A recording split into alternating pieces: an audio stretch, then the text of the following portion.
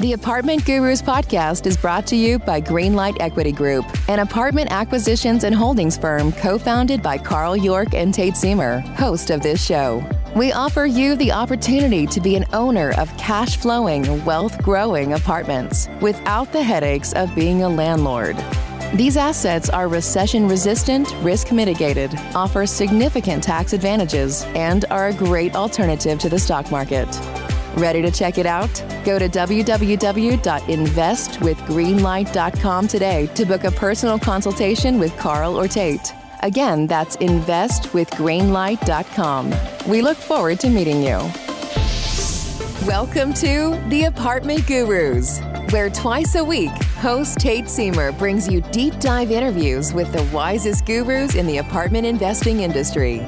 These experts are sure to create game-changing value and inspiration designed to catapult your business to the next level. Be sure to reach out to Tate at www.investwithgreenlight.com for access to his investor portal and Calendly link.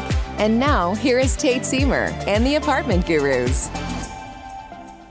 Welcome, everybody, back to another episode of the Apartment Gurus podcast. And, you know, the adage is that your network is your net worth, right? You hear that a lot. If you've been in any entrepreneurial venture, you probably heard that, but especially in real estate and especially in multifamily, right? Like if you're listening, chances are you're either in multifamily or interested or wanting, very committed to getting into multifamily.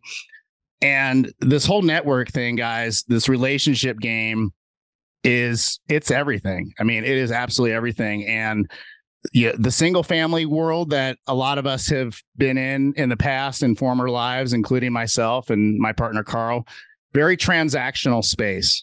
You're doing one-off deals with people and chances are you'll never see the person you're working with again or the realtor you're working with again often. And multifamily, it could not be more different. Like it's very, very relational. And so your network is so important. And one of the best ways to expand your network in a very meaningful, powerful way is to join a mastermind. And in particular, a paid mastermind that is full of committed, passionate, really elite level investors. I don't mean to say that to sound snooty or anything, but that's what you want to be surrounded by. And so we've had a nice little series here of episodes of colleagues and fellow investors that have come from this mastermind that I joined in January, all about capital raising, called RaiseMasters. And you guys have heard me mention it in the past. And Hunter Thompson is the guru behind RaiseMasters, and it's a fantastic group, fantastic value. I mean, just the amount of just value and network, and there's 400 plus people in this thing, and the resources and everything else is just amazing. And so really excited today. Frank DeBellis is on the show with me, and he's a member of the RaiseMasters mastermind as well. That's how he and I have connected. And so we both have really taken a focus on multifamily and on raising capital this year has become a huge focus for both of us. So a lot in common. And Frank's story is amazing. Going back 15 years now in real estate alone. But I'm going to let Frank kind of share that all with you. So, but Frank's been at it, like I said, since 2008 and has been investing originally in medical buildings and then shifted into multifamily a ways back, and has been doing that since. So, Frank, super excited to have you. Thanks for being on the show, man. Tate, so happy to be here, dude. Thanks for having me, man. And what a testament you made to RaiseMasters. It's such a good venue.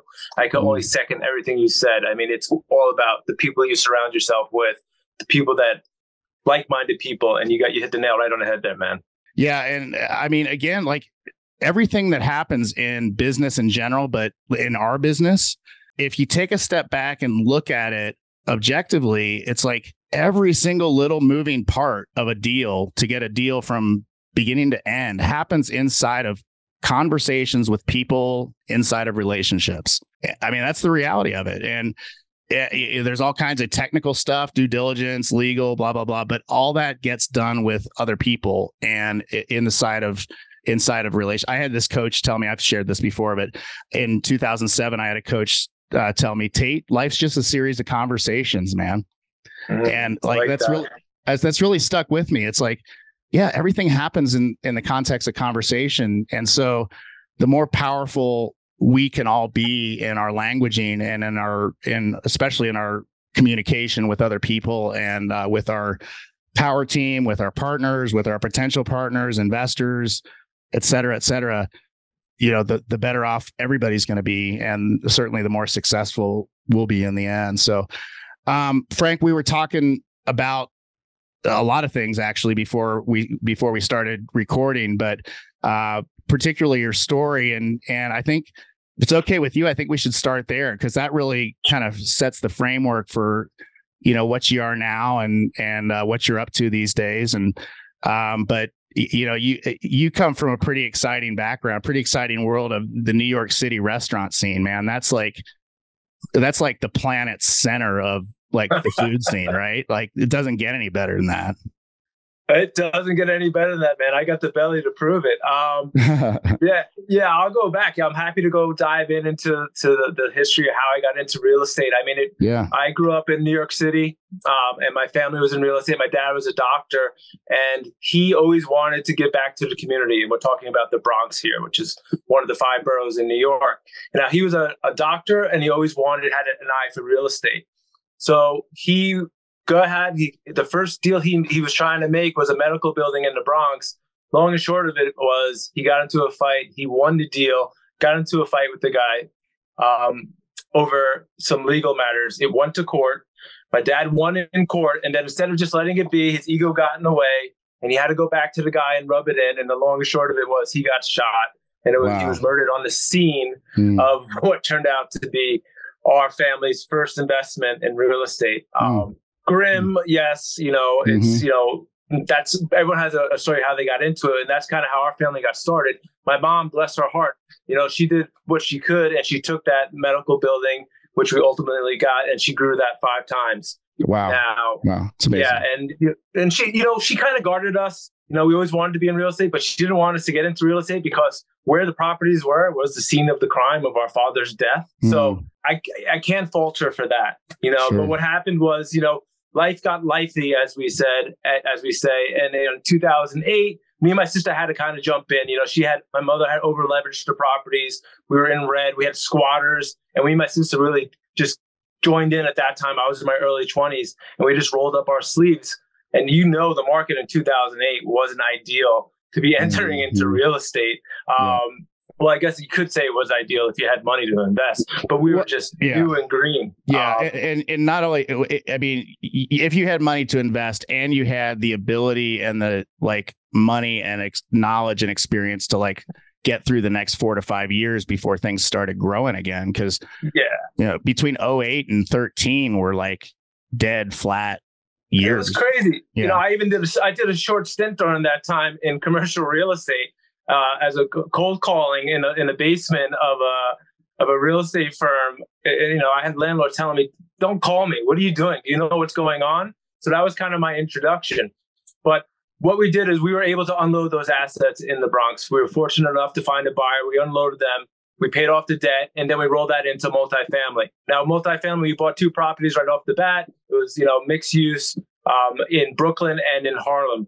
And in New York City, Tate, I'm not sure about, you know, I know you're in Ohio and a couple other markets, but in New York City, there's tons of regulations, man. I mean, you have to, I mean, there's, you know, there's rent stabilization, rent controlled, and there's all these filings. I'm a 22-year-old waiter with no experience, and I'm just kind of like, all right, we're going to go through it. But to kind of backtrack on your point is it's about surrounding yourself with the right people.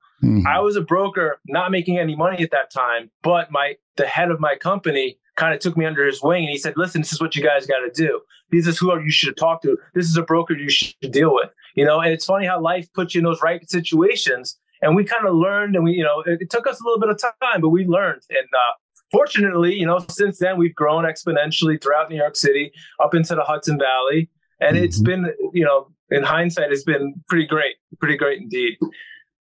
That's amazing. And like you said, and we talked a little bit about your story again before we started recording, and yes, it's in your words, grim and obviously very sad and tragic, element to the start of your career in real estate. And I'm sure it was a lot of pain and shock and trauma and everything else that you all had to deal with. But man, what an amazing thing that your mom did. You said so first of all, did she have any business or real estate experience at all? She just graduated high school. She was a stay-at-home mom with 3 kids. Wow. Her husband was the doctor, the money maker and everything. So she had no experience. Not only did she grow it 5 times, she paid off all the initial investors that invested in the property with the deal with my father, just on merit alone, and said, listen, this is what my husband would have wanted. And my mom, man, I tip my hat to her because she really, really did it. And she did something, that most people couldn't achieve with, it's funny to say where there's a will, there's a way. But also when you don't have another solution and things have to get done and you're backed into a corner, it's unbelievable how we can overcome adversity. And she did just that and then some, to say the least. Amazing. And you guys were all young. I mean, you were young. Your sister was young. I'm sure your mom wasn't. What, she was probably 40s? I was 6. My brother was 9, and my sister was 5. My mom was 33 years old. Wow. That passed. He was 33. I mean, listen, you know what, Tate, I'm going to tell you this. I mean, the reality of the situation was, it was grim, but we all have our issues and our problems, and we could easily just sit there and pay, poor me, you could play that card. Yep. But if you put your problems on the wall with somebody else, my grandmother always said, you'll take your problems back. And we try, we made lemonade out of lemons with regards to the real estate side. I'm not talking about the trauma of not having a father and things like that, but from the real estate side alone, I mean, we made something out of it. And it is what it is. And, I tip my, luckily now we're in a position that we get to take care of Mom for all what she's done for us over the years, for sure. I was going to ask you if she was still with us and in your lives, or how she is to these days, what she up to. She's thriving in her assisted living community. Nice. She's head of the bocce ball league. So she's got it going, man. She's got it going. That's great. I love bocce ball. It's a great game. I mean, what's not to love? Another thing that I think just a highlight of your story is you spend a lot of time in the thought leadership space in multifamily, whether that's podcasts, audiobooks, YouTube. There's so much content out there these days, as everybody knows. You do not hear hardly ever anybody talk about investing in New York. You just don't. Like and especially New York City, because of regulation and the whole red state, blue state thing. And it's just not a place that people, when people are looking at investing in any market in the country, and by that I mean out of state investors, right? Sure. They're looking at New York and they're going, why'd I go to New York when Tampa and Charlotte and Phoenix and all these other markets are growing and teeing off, and it's easy to do business there, and go to Texas, any of those 5 primary markets. Like, you ought to be able to just, it's kind of a no-brainer to not go to New York, right? When you have all these other options. So I think it's a testament to you, Frank, and your family, that you guys have been able to be successful as long as you have there. Yeah, listen, I appreciate that. And it's so true. We didn't know any better then. We didn't know. I mean, this was kind of the hand that we were dealt. And, we lived in New York and we didn't know any better. And now, as I will not invest in New York. And we just bought our last fourplex, and I can assure you that's going to be the last one in New York for a while, for all those reasons you just said. It's not, I don't necessarily like the terminology tenant, landlord friendly state, but sure. There's just tons of obstacles and stuff like that. There's so much more potential in these other markets outside the city. But at that time, we didn't know any better. And, we did make, and things, they're so expensive. We get priced out of things, but it's definitely its own animal in itself. But thank you. We were fortunate enough to make it out with our head above water, if nothing else. Yeah. Yeah. And what you said about it being its own animal, like, New York City is its own animal in and of itself. And then all of the, not just the overt politics, right, but everything else that goes on in New York City, culturally and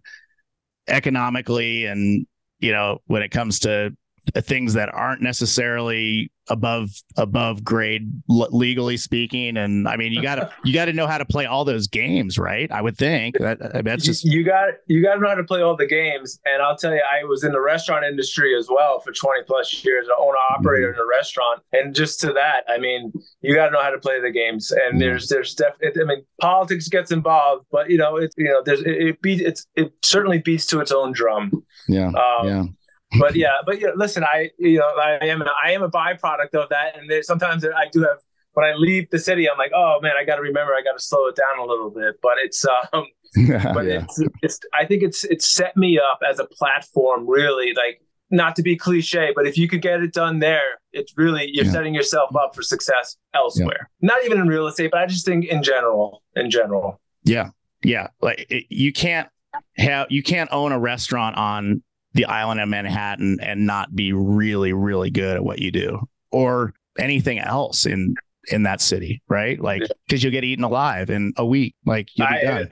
I appreciate that. I mean, it's, we had a restaurant, and I think something like 75% of restaurants don't make it through year one in New York City.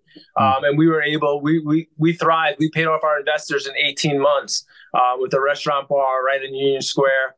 And then I transitioned over to the wine business in 2008 because my wife got pregnant with our second child, and it was time to pivot. But I've been crushing it in that. But 145 companies sell wine in New York City. Why are they going to deal with me? Wine is, for the most part, the same. It's going to go back to exactly what you said. It's about that network, about developing trust, interacting with people. They're buying wine from me because of me, right? They have a trust component with me. And I try and teach that to all these new guys. Like, listen, you could talk numbers, you could crunch numbers. Everyone's talking about the same returns. Okay, 1.6x capital, whatever. You're going to get a 15 to 18% IRR in your investment, but you have to. These investors have to trust you. It's not so much the numbers. We're not reinventing the wheel with this. For the most part, deals are pretty much the same. It's about you delivering on a level of trust with these people that listen to what they want. It's not necessarily what you want or what you're pitching. It's also, you have to listen to what people want. And I was always a good listener. And that has been a great, great reason why I was able to get investors for the restaurant, for real estate, and why I've been very successful in wine industry as well. Yeah. So a few questions. Where are you guys based now? Where's your family now? Are you still in New York City? I'm in Westport, Connecticut. Okay. But my sister and partner for a long time is still in Brooklyn, and my parents are in assisted living. My mom and my stepdad, like I said, living it up in New York. But I'm in Westport, Connecticut now, so I got out of the city. Yeah, but I'm still doing the grind. I go in there at least 3 or 4 times a week. Yeah, to probably take the train in, right? Take the train. Yeah. I go to work to rest. I got 2 little kids, so you got to go to work to get a break. You take the train in, you do some work, you bang it out. I mean, there's a trade-off. But the train is okay. It's totally doable. Yeah. Totally doable. Yeah. And where is your portfolio these days? And what's the meat of it? What's the product class or the asset class look like? Yeah. I mean, listen, so kind of like with, I had this conversation once, we're talking about Class C, whatever, but in New York City, most buildings are very old, so the reality of, the classifications don't necessarily apply, but generally we focus on Class C assets right now. We just bought our last property in New York up in the Hudson Valley, and we also are part of a deal in Brattleboro, Vermont. We just got 39 units in Brattleboro, Vermont, which is a great little city in Vermont, which we like because it's one of the few places where you can't build anymore. So it's all you can't expand. So we were lucky enough to link up with an old guy who wanted out, and he unloaded 37 units for us there. So we're looking outside of New York for the most part. I think there's a lot of opportunity in these suburbs of some of the bigger cities for sure is kind of our focus. Are you staying in the Northeast primarily? Yeah, well, not necessarily Northeast, but we'll go down to the Carolinas. We're looking in outside of Nashville and outside of Indianapolis. The reality is in the Northeast, with the exception of a few, there's not a ton of opportunity there. I think that you're going to find more opportunity in the Midwest and even in the Southeast. I know there's tons of opportunity, you know, in parts of where you are on the West Coast, but, you know, we kind of be a little bit closer to home. I think it makes a lot of sense. If I do need to jump on a plane or something like that, you know, I'd like to make it within an hour or two. You know, you just well, and like maybe it's a grass is always greener thing, but I fly 2 hours, 3 hours to our properties, you know, so it's from Utah, and there's a reason for that. Our investment thesis, what we can buy in Utah in multifamily is not in alignment with how we structure deals, right? Like it's just pricing is just way too high. And so we can't pay our investors the way that we like to in the way of cash flow or a preferred return over the course of holding the deal. If you're buying at a super, super low compressed cap rate, you just can't make that happen. Now that's not to say you can't play and win the speculation game.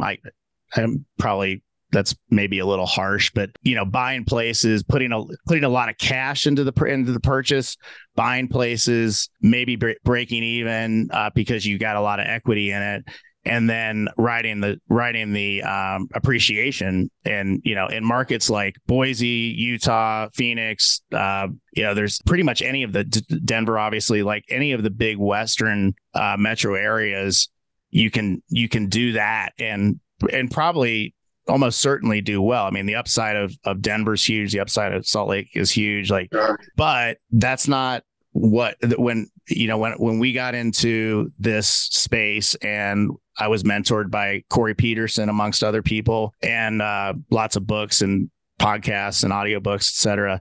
Like we decided we wanted to go for properties that cash flow in place, ideally, or properties that we can get to cash flow in place with some sort of light value add, right? So, sure. So that's the direction we've gone, and you know, so when you say Indianapolis, for instance, that's basically our kind of bread and butter market. It's not a market that we are actively shopping in right now, but if somebody said, Tate, you got to start shopping in Indy and doing deals there, I'd be really happy, because it is a cash flow market that is growing. So it's not growing by leaps and bounds, and the other thing is I've heard, and I'd be curious to get your thoughts on this, Frank, but I've heard that middle Midwest, like Indianapolis, Columbus, where we are, Cincinnati, where I'm from, Louisville, even like going a little further west towards like even St. Louis and Kansas City, like that middle part of the country is kind of like the last bastion of like true affordability in this country right now. I mean, obviously there's other little pockets here and there, but like when you're looking at major cities and big MSAs, like, yeah, I mean, it's hard to argue. Yeah. Yeah, you kind of you took the words out of my mouth. I think the reality, those markets and why they're so attractive to us, particularly Indianapolis and the outer borough, the suburban areas around Indianapolis, is the cost of living is still pretty low, right? Yeah. So you could get a lot there that you can't get in other markets, right? And that's really drawing a lot of people to that market. And we're seeing population growth there for sure. You're seeing things trading at much higher caps over there than you would outside in these bigger metropolitans that you mentioned. Yeah, sure. It's nice to be in your backyard for you in Utah or for me in New York, but you're looking at like 4 or 5, 3, 4 caps. It just doesn't make sense. We're also in the value add kind of arena where we want to get something where we're going to add some value to it, and in a couple of years either refi or sell. But I think the reason why we're attracted to these areas is because it's still affordable. Mm-hmm. And not just us as investors are attracted to that, but you're seeing population growth for that. You're seeing corporations making a move there, and you're seeing, there's job growth across the board. It's steady. It's not exponential, but it's steady. And I think that's part of our overall objective is to get into these markets, and it's not oversaturated. The reality is a lot of those markets that you mentioned, now you're dealing with, the Blackstones of the world who are going in there and they're scooping things up. Yep. And the reality, our objective is to be super successful, but you have to know where you stand, So we're kind of geared more towards sort of 25 to 100 units, that kind of falls under those parameters. And there's this great opportunity out there. When you go into these other markets, these big cities and things like that, you're going to be bid out a lot of the times from the bigger players. It's just the reality of the situation. Yeah. So we go where the deals are. We go where the deals are for sure. Mm-hmm. But also it needs to check the boxes for population growth, affordability, job growth, and everything along those lines. Yeah. So you kind of started to answer my next question. I call this the magic wand question. I haven't asked it in a long time, but I kind of like if based on kind of your buy box right now, if you could wave a magic wand and have just a super kick-ass, pardon my language, deal show up that, of course, within reasons of, within reason, obviously, but like just something that's kind of right in your wheelhouse, unit count wise, vintage wise, market wise, demographics, even rent level wise, what's that look like for you guys right now? Yeah, sure. So I'm going to take you to the suburbs of Nashville. I think things are popping there. Nashville is definitely super expensive right now. There's the need and a desire for some more affordable housing, and people are willing to travel. I'm looking 50 to 75 units, value add, Class C, 1970 build, something where I could go in there, roll up my sleeves a little bit, give it a little facelift. And I think that there's a tremendous opportunity there for sure. I would do like a 3 to 5 year hold. I think our game plan would be things are going to turn around, and you're going to see some more opportunities coming on with regards to people wanting to venture out into those areas for sure. Mm-hmm. So I think, we're probably looking at pretty heavily in there, and the value add aspect is huge. Class C, Class A, Class B is not where we're at right now. We're kind of more in the Class C field. Mm-hmm.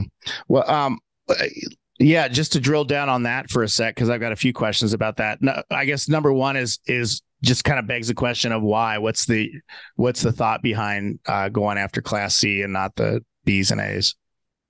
Well, to be honest with you, that's what we've always worked with. That's kind of our bread and butter in the past. We're just familiarized with that kind of the realm that we're looking into. Right now we're looking in the $5-10 million range. We think that there's going to be a lot more product. I also think there's going to be an oversaturation right now of new properties that are coming about. If you look at a lot of constructions in these areas, September, October, you're going to see a lot of new Class A assets hitting the market. And, those are going to be, people are going to be going to those, but there's going to be the blue collar workers that they're still going to need to be living. They're going to need the people that are servicing these higher end things. They're going to need a place to live as well. And I just think there's an oversaturation of the Class A constructions that are going to be coming to the market. I know that's particularly the case in Charlotte, in Nashville, and things along those lines. And, so there are going to be people who need to fill those spaces at a lower price point. So you also have to take that into consideration for sure. Yeah. And we think that there's a huge potential there. Yeah. And you can buy Class C assets often, especially in maybe not in the suburbs of Nashville, but maybe in the suburbs of Indy for less than replacement costs. Probably in Nashville too. Now that I'm thinking about it, what you're going to buy, 50 to 100,000 a unit, is where, 50 to 80 is where you're going to be in Indy, probably, somewhere in there. And probably, I don't know, 30% higher in Nashville. Yeah. A little bit. I was going to say about 120 in Nashville for sure. Yeah. That's the thing too. And you're getting these things to kind of go back to what our model is here. We're getting them at a higher cap rate. It also affords us an opportunity to get some cash flow going with it. You don't have to do a tremendous amount of work. I'm not looking for decrepit properties by any chance, but I do have a certain tenants in mind that kind of fall with it, below those parameters of those high-end luxury. They just can't get into them. And there's, those are the people who are moving into Indianapolis and things like that because the price of living is still affordable. Okay. There's a lot of people who are going to just looking to get their footing. And, this is a great opportunity for them to kind of just get into a place. There's going to be a lot of people outside of the colleges and whatnot, their first apartments and things like that. And those are kind of our, I guess, ideal tenants, if you would. Yeah. And, this really does speak to you and your level of experience going back quite a ways with this asset class, because in my opinion, just from our experience, to do Class C well is really difficult. And it could have just been the Class Cs that we bought starting out, because when we started, our first few properties were Class C, and one or two of them were class C, like solid class C minuses, right? Like just like solid minuses. And we thought that we could go in and, put a business plan in place and turn the tenant base, remodel, make improvements, make the places worth more to rent and therefore be able to charge more. And one of them, we honestly just it was our first one, and we still own it, but we just haven't been able to. It's like turning an aircraft carrier around. It feels like, and right. That has been the most stubborn, and so for us, they've been difficult. You look at the economics of when that happens. You look at the stress level, and so my question for you is, number one, are you guys self-managing? Well, I'll let you go ahead and answer that. Do you guys self-manage? Well, up until this point, yes, we've self-managed. Now, the objective is, as we go into the outside of New York, we've always done everything ourselves. Yeah. As we go into other markets, we will not be self-managing. And just to step back a moment, let's say C plus B minus. I'm not looking for no C minuses. But the reality is, I know you need to have a strong foothold. Collecting rents could be an issue when you're dealing with Class C. Yeah. Things along those lines, and we're well aware of that. And it's all about finding the right partner in these markets who you can rely on, who's going to kind of do the dirty work there. Mm-hmm. So that's a huge component of it. Up until this moment, we've always done the self-managing and done everything, knocking on doors, collecting rents, things along those lines. But it's more now about delegating that and finding the right partner in these markets, which we're in the process of doing right now. But that's a huge component. You're absolutely right. And you've done this longer than me with regards to the syndicating. And that's just the reality, the nature of the beast of what you said, especially if it's from afar, if you're not there on a day-to-day. And that's definitely something we will take in consideration. But yeah, I'm not looking to, that is also a big factor of what markets we're going into. Because I could just tell you, we have experience of going into some markets, tough markets in New York, where you have to go try and knocking on doors to collect rent and things like that every month. And we're not looking to do that by any means. So yeah, I'll say more like a C plus B minus, if I'm being, if I can change my, sure. my class. Well, yeah. And there's a big difference between a C plus and a C minus, or a B minus and a C minus. It's just a huge, as far as the tenant class that you're dealing with there and working with, there's massive qualitative differences from what we found in our Midwestern markets. And I'm sure that varies when you get into different parts of the country, like the Northeast, for instance. But nonetheless, hats off to you guys for self-managing Class C, as long as you have. How have you done that? That to me sounds like, having never done that, and we've always used third party property management and done the best that we can to find the best partners that we can in our markets to manage our properties. And we've always in our Class B and A properties, we've got great management, like really great management. In a couple of our property or Class C properties, we've got really good, if not arguably great management, but not in all of them. So, what we found is that it's a lot harder asset class, the Class C's, to find good property management for, right? Like, that's just, you get a Class C property, you're going to end up with a Class C manager, and God bless them. And hopefully they're really good at what they do and everything else, but it is what it is, right? Like, they're making less, in a lot of cases, considerably less, say, a Class A institutional type PM that, with all the corporate support and everything else. So it's just a different space. And I think the kind of the wire that you guys are going to be walking when you get out of the Northeast and into some of these other places is just like the importance of getting that PM piece right is just, it's almost as important as whether you do the deal or not, because if you can't get a business plan implemented by a good property manager that, is in alignment with you and knows what you're doing and knows what you want and knows what they're doing, it's not, the deal's not going to work, and you're not going to hit your targets, and you're not going to get your returns. And in my opinion, it's like after closing a deal like that, asset management, property management piece is as important as anything out there. Yeah. Huge. Tate, this is why I'm on RaiseMasters, you see, because this is why you got to surround yourself with people like Tate who understands these things, and 100%. I mean, that is a huge component to it. And just to kind of backtrack into why do we manage our own properties?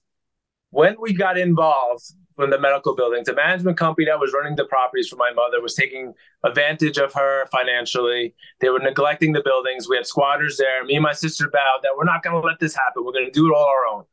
This is why she was practicing as a lawyer and I was pursuing my things. And listen, in hindsight, having a management company would have made our lives a lot easier, but for sure we did it. And it's just a byproduct that we were kind of just, we didn't know any better. And to your point, the reason why I don't have other people managing this stuff is because the Class C property managers that we have around here, they're not good. Right. They're not great. And you might as well, the thought said, we might as well do it ourselves.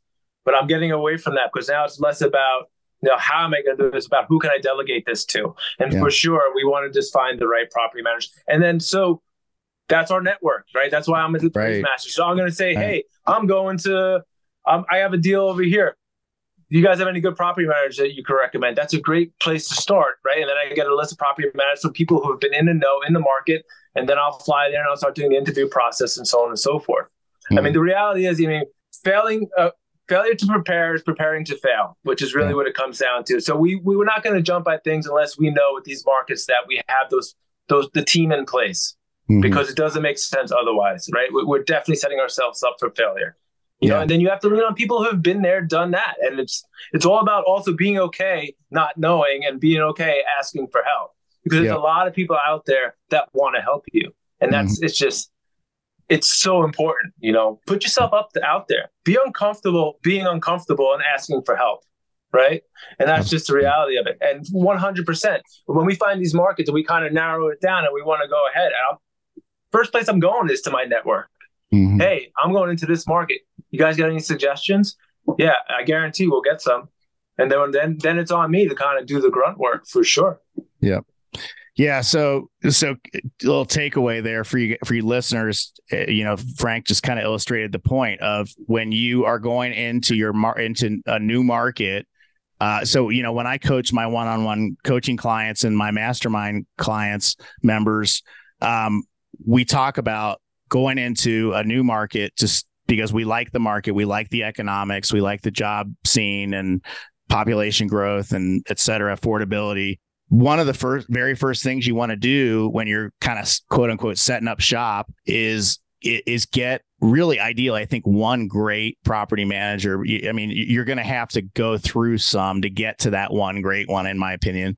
But one great property manager, because you're going to start getting deal flow in those markets, right? You're going to start networking with brokers and playing that whole broker relations game.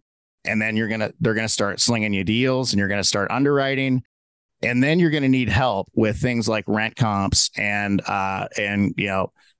sub-market analysis and crime and nuanced stuff that a property manager can really help you with.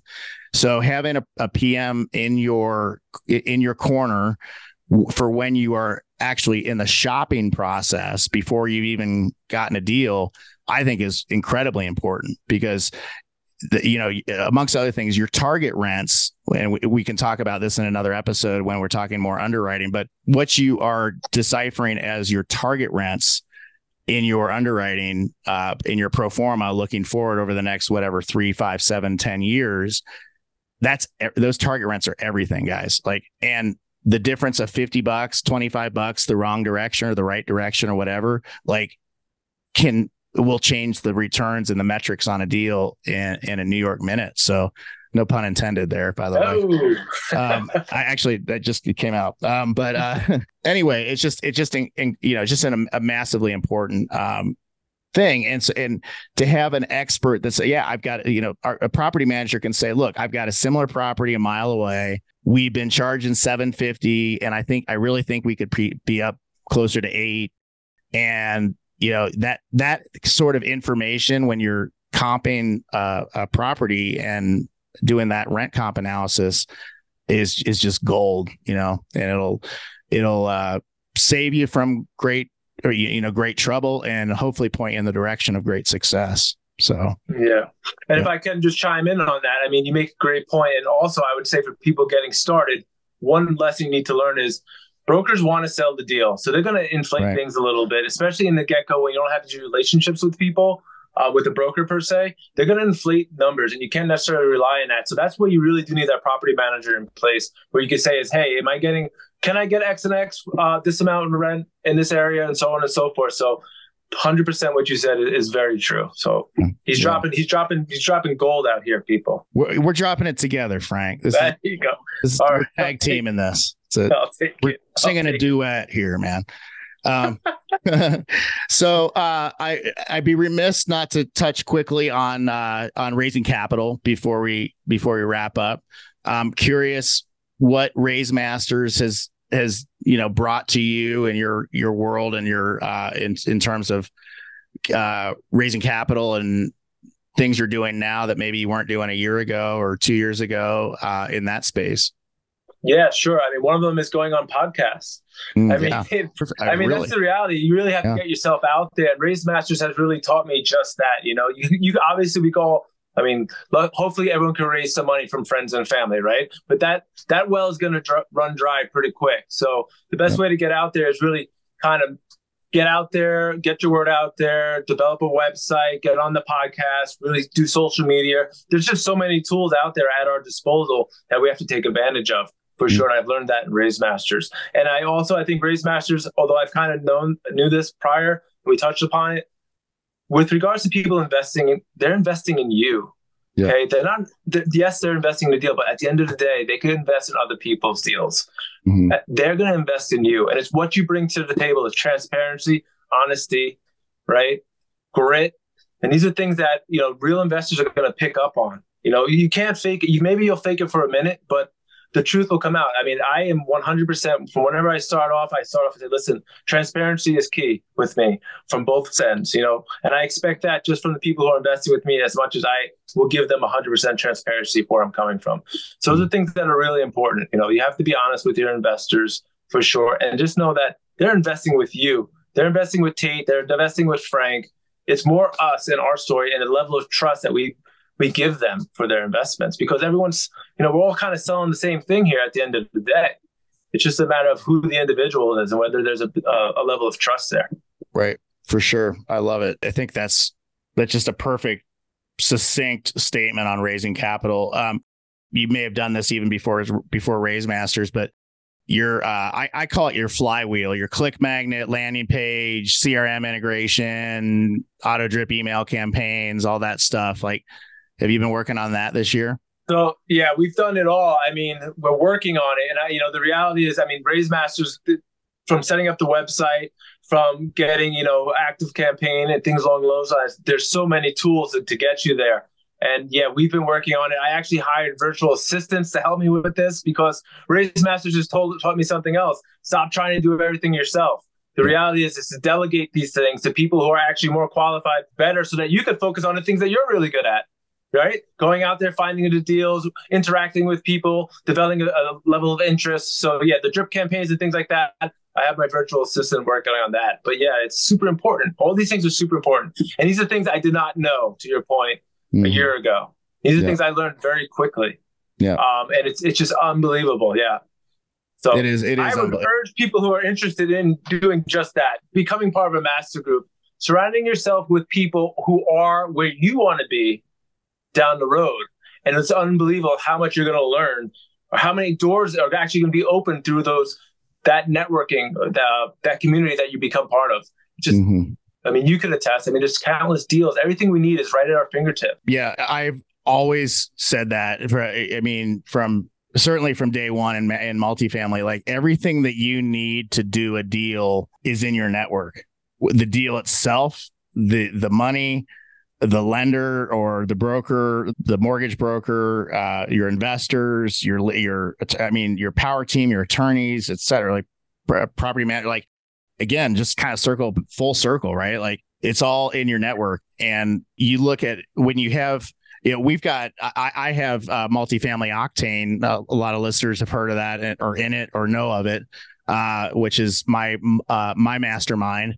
And we have a very different approach. We're small and sleek, and everybody knows intimately what's going on in everybody else's business world and real estate world. And we're all like, it's almost like we're all part of a firm or a team, right? Because we're so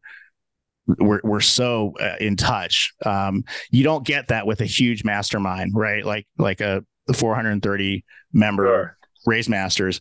What you do get though in RaiseMasters is, I know that if I need an entity attorney in Kansas City that's familiar with Missouri law or whatever, like I know I can go to the Slack channel on RaiseMasters and put something that random up there, and I might not get an answer, but I'm probably going to get a referral to somebody that would give me an answer, right? Like, I mean, the amount of expertise and knowledge and resources in that group of, I think, like I said, I think it's about 430 people, is immense. And the cost of these masterminds, whether it's a small one, an intimate one that you're going to end up likely partnering with people from that group, or a big one, which you also might likely partner with people from that group. Some of these things you're going to likely be somewhere between like 10 and $50,000 for a mastermind, right? Like, just to kind of throw the wide range out there. That should be a fraction of like an acquisition fee on one deal, ideally, right? Or maybe a couple, but very least, I knew when we threw down the investment to get into particularly RaiseMasters that I'd 10x that in 6 months, and we did for sure. So actually almost exactly 10x'd it in one deal through a referral to an investor. So, I mean, it's your network is your net worth. and there you go. I mean, the ROI on that RaiseMasters is definitely, it's exponential. And I think, RaiseMasters, and you talk about Octane and things along those lines, it's all about the tools that you have in your toolbox, right? Yeah. And the more tools that you have at your access, it's just the more better you're going to be for a situation. So I think it's super important to surround yourself with like-minded people, whether it's Octane or RaiseMasters. But yeah. I only wish I've done it earlier. That's what they say. Yeah, it's an investment in yourself and in your business, and ultimately it's an investor in your investors, amongst other things. Because the better you do your job at being an operator, the more valuable you are to your investors, and the better they're going to do financially, and the happier they're going to be with the whole experience, and the more pro you're going to be, and it's just exponential. Like, things just line up and go so much better. Frank, this has been awesome, man. What a great session. I love this. Thanks, man. It was awesome. Thanks so much for having me, man. It was great. Yeah. So for listeners, what is your domain? First of all, what's your website? Yeah, come check us out at DamRoAssets.com. That's DAMRO Assets.com. DamRoAssets.com. Perfect. Any other way to connect with you? Social media? For sure. My email is frank@DamRoAssets.com. And then, we're on Facebook at DamRo Assets, DamRo Assets on Instagram, and you'll find me on LinkedIn as well as Frank DeBellis. I'd love to connect with you. It's just been great to be on this show, man. Keep doing what you're doing, Tate, because people like me in RaiseMasters look up to people like you, and you're where I want to be in 6 months. And listeners should take that. I mean, you're dropping a lot of knowledge here. So I'm a huge fan of what you're doing, man. And I'm so grateful for you giving me the opportunity to come on. Yeah, well, it's been my pleasure. And your story is inspiring, and your level of experience, and especially in our conversation about the Class C space, was very enlightening for me, and I learned a lot. And so it's just these sorts of interactions just for you and me are priceless, but hopefully for everybody listening, hopefully you guys got a ton out of this. That's why we do these things. And we want to we want you to be successful, and we want you to be inspired and uplifted anytime you tune in, at least to this particular podcast. And so lots and lots of gratitude. Frank, thanks a ton. Appreciate you, man. Thank you, man. Yeah. Likewise, buddy. Thanks so very much. Yeah. And listeners, thank you. We love you guys, as you know, and we will see you on the next episode of the Apartment Gurus. Take care, everybody. This has been the Apartment Gurus with Tate Siemer. If you enjoyed this episode, be sure to subscribe and leave a rating and review on your favorite podcast platform. To contact Tate, go to www.investwithgreenlight.com for access to his investor portal and Calendly link. He loves to hear from you and thanks you for being a valued listener. Just a reminder that you are the guru. See you on the next episode of the Apartment Gurus.